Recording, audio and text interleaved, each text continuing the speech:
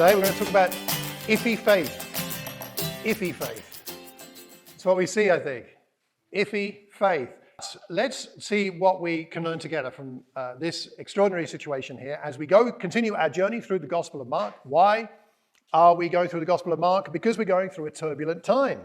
Not so much just as a congregation, but I think in our society, nationally, there's all kinds of turbulence.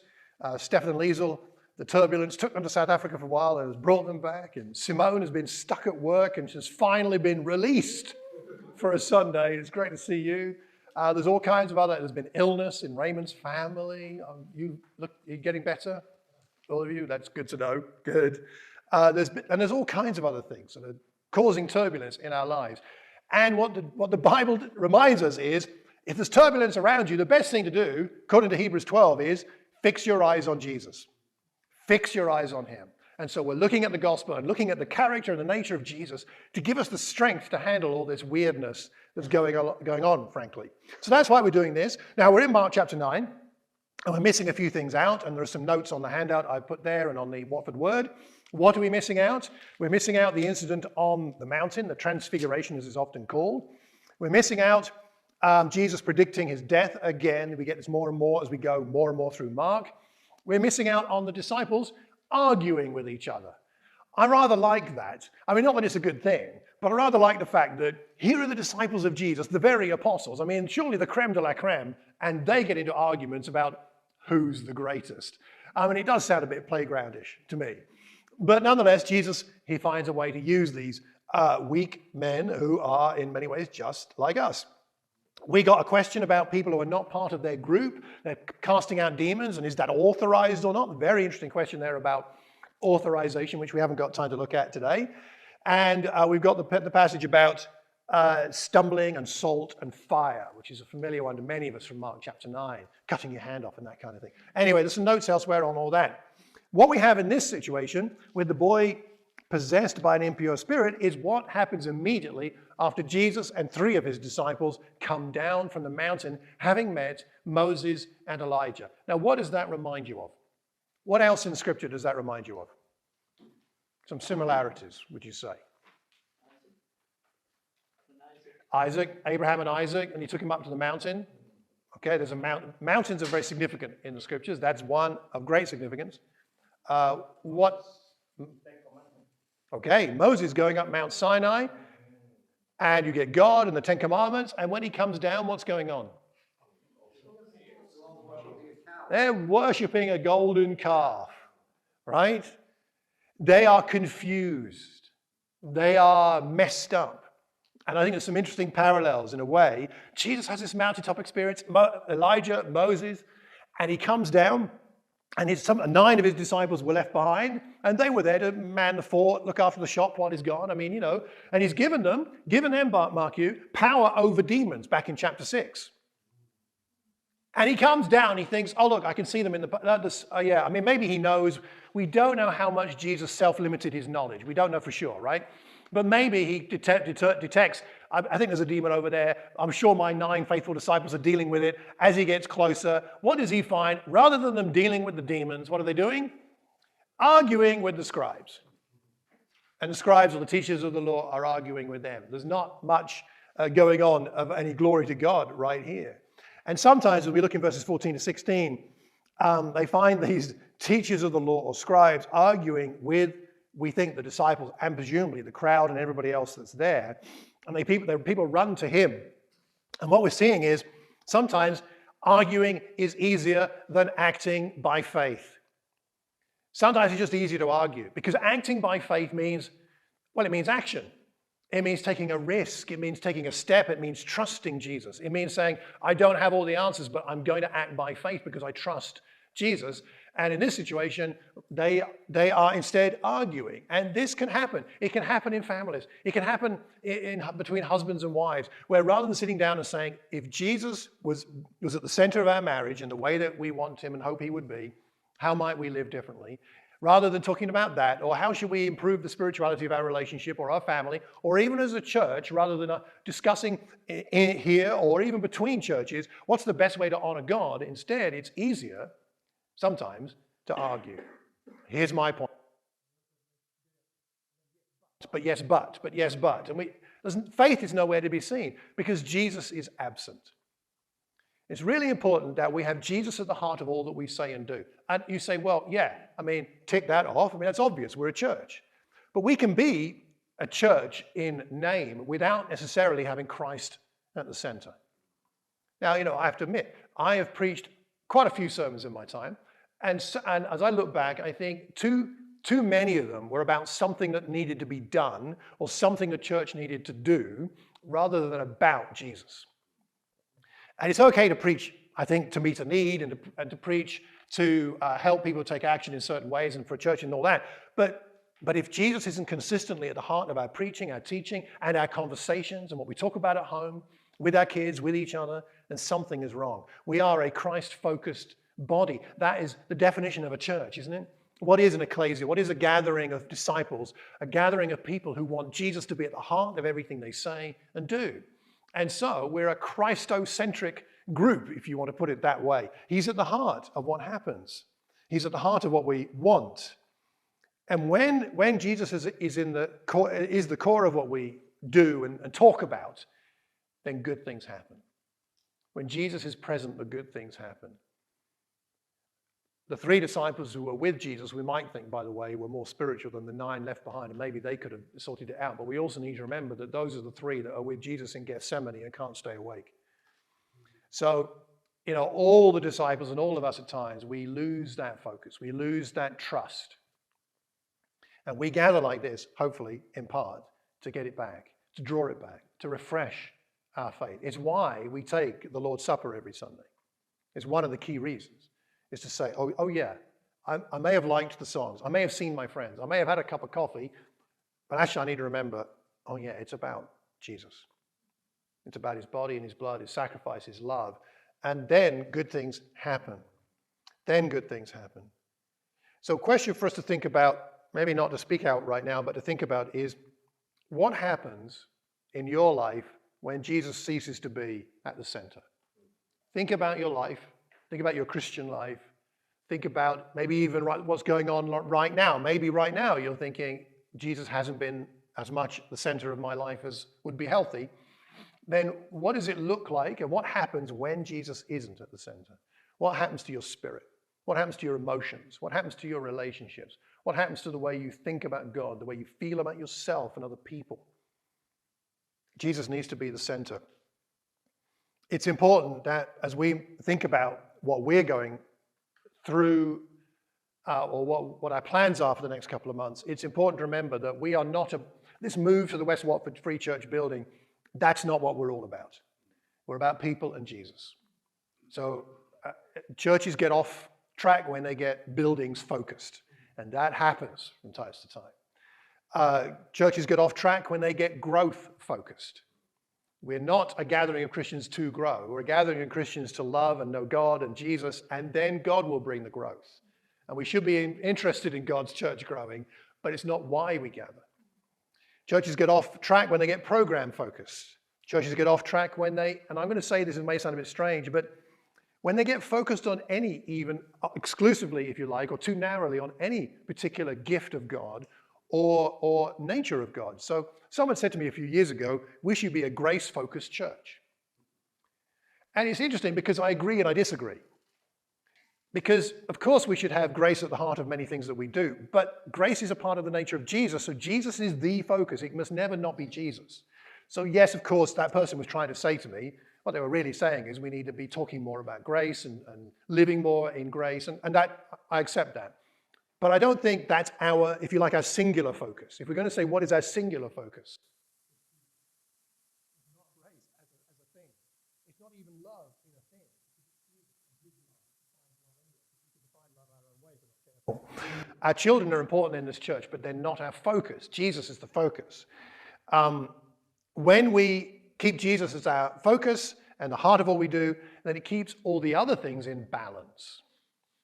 The building and the children and the topics we study and the way we do, those things will be in balance if Jesus is at the heart of it all. And if Jesus is at the heart, it prevents what you might call Christian weirdness. Because Christians can be a bit weird from time to time. And I speak for myself. I speak for myself, Dan. Obviously, I speak for myself. But and it's okay for Christians to be a little alternative and different to the world, and that's fine. But sometimes we can get a little bit weird, like we get focused on something. This is the really important thing about Christianity. The really important thing about Christianity is Jesus and only him. The other things are relatively peripheral. So this is, I think, what's going on here is that Jesus has been absent, not only in person, but in their faith in him, their expectation of what he could do through them. This is the other 9 disciples that are still there. And then he asks them, what are you arguing with them about? And you'll note the disciples don't answer. And the teachers of the Lord don't answer. They're all embarrassed, I think. But it's the man who answers. Brought you my son, possessed of a spirit, robbed him of speech. It's a horrible situation, isn't it? Seizes him, throws him to the ground, foams at the mouth, gnashes teeth, becomes rigid. I asked your disciples, and I can see them looking away. I asked your disciples, they didn't have the strength. They lacked the strength. You unbelieving generation, how long shall I stay with you? How long shall I put up with you? Bring the boy to me. Because that phraseology is very Old Testament. It's very prophetic. It's the language of the prophets, of God through the prophets, when God's people were astray from God. How long shall I stay with you? Unbelieving generation. How long? I mean, Jesus was only going to be with them for another, a couple of years or so, at most. And how long would judgment be delayed on the people of Israel? Well, it wasn't that long before the Roman legions were marching in Jerusalem in AD 70 and destroying the city, destroying the temple. It wasn't that long. And it strikes me that what Jesus is appealing to in many ways is, I'm here. Take this opportunity to follow me, to know me, to accept me. And I might say to any of us here who haven't yet decided to really embrace who Jesus is, to find out who he is, what it means to follow Jesus, perhaps some of our teens, is if you haven't yet got there, you haven't really got that, it's time for me to look into this. Don't delay forever. I mean, it may be the right time, it may not be the right time for you right now, but don't delay forever because you don't know when the time runs out. None of us know. None of us know about tomorrow. They weren't strong enough, and God's honor was not displayed in the way it could have been through the disciples and in that situation. The man, after the boy comes to Jesus and has some kind of fit, Jesus asks him, how long has he been like this? I imagine Jesus knows, but he wants to dialogue with the father. I think it's a sign of compassion.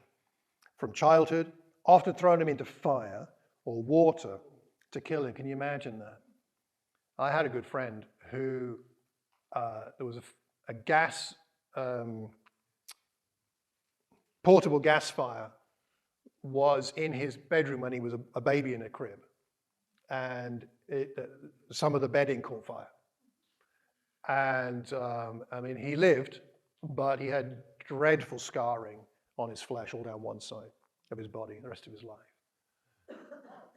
It's a horrible thing, obviously, that's going on here. And then the man says, but if you can do anything. Now this is the iffy faith. If you can do anything, take pity on us and help us. If. It seems to me that here what the man is doubting is not the compassion of Jesus, but the power of Jesus. And that's in contrast to the leper in Mark chapter 1, who came to willing, make me clean. So the leper wasn't sure if Jesus cared. He believed he had the power. He wasn't sure about whether he was willing to do it. Here, it looks like the man believes that Jesus cares, but he's not sure if the power is there. Maybe that's something to do with the fact that the disciples, of course, tried and failed. We're not quite sure why he has this, but nonetheless, he does own his unbelief. And I think that's truly impressive. It's truly impressive because Jesus comes back and says everything's possible for him who believes. And the man says, I do believe, help me overcome my unbelief. He's being honest in front of the disciples, in front of the teachers of the law, in front of the crowd, and specifically in front of Jesus. He's saying, you know what? I don't have what it takes. I don't think I have enough faith. I need your help. Please help me. The humility involved is quite something when you think how public this is. He has the humility to ask for some help. And I think what he wants is, he's just saying, Jesus, I don't know how much help I need, but give me the help I need. Just enough. I've got this iffy faith. Can you use it? Could you add to it? Could you strengthen it? I relate a lot to that in my life. But I have a lot of things in my life that I can't quite see how it's going to turn out. How is God going to figure something out? How is God going to heal something? How is God going to sort something out? What is God actually doing? And it's like you're peering into the mist, and I can't see it. And when I think about my kids and pray that they become Christians, or I think about health issues I have, or people in my family, or I think about a succession planning, for example, like I'm 60. Okay, what's going to happen when I can't do this anymore? Or I shouldn't do this anymore? What's going to happen to this congregation? I don't know. I don't need to know. But those things come to my mind. What's going to happen with various situations in my life or around me that are painful, difficult, hurtful? We've all got things like that. I don't necessarily need the faith that says, I know how that's going to turn out, and I trust God for that. I think I only need the faith, God help me with my iffy faith to trust you for today, and that you're going to do something good in the end. And I've been doing this week, having reflected on this, and I'd encourage us all, what you might want to do is make a list of the areas in your life where you have iffy faith, some things that you find difficult to trust God for. Make a list of the iffy areas and maybe pray about those specifically, asking God to give you whatever level of faith you need to see you through, to trust him through the fire, through the storm, through whatever it is. What are your areas of iffy faith? Where do we perhaps doubt the power of Jesus? Maybe we believe in his compassion, but we struggle to see how he will work and sort something out. I generally think our struggles in faith are over one or other of those issues. Does Jesus really care? Or does Jesus really have the power? Sometimes it's not both at once, right? Sometimes it's one more than the other. Maybe depend on personality.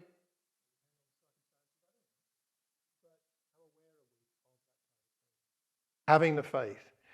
The things that without Jesus we can't do, but with Jesus we could do. Like become a Christian when you're young. Might be difficult, but with Jesus, maybe. Handle the peer pressure at school. When people know you go to church, you do what on a Sunday? What's wrong with you? When people at work find out that we're Christians, or members of our family are scornful about our faith. Without Jesus I cannot, but with Jesus I can lead people to Jesus. Can't do it on my own, but with Jesus. Without Jesus, I cannot, but with Jesus, I can create an atmosphere of Christian spirituality in my home. Without Jesus, I cannot, but with Jesus, I can persevere in prayer for my children, that they will come to love God and whoever else we care about. Without Jesus, I cannot, but with Jesus, I can reconcile with a friend who's hurt me.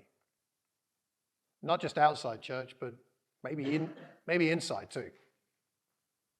Without Jesus, I cannot. With Jesus, I can. And perhaps, just a word to any of us that feel a little unworthy. I imagine the 9 disciples are feeling very unworthy at the end of all this. God, we messed it up. He's going to fire us now and recruit 9 more. I mean, that's how I would be feeling. I don't know.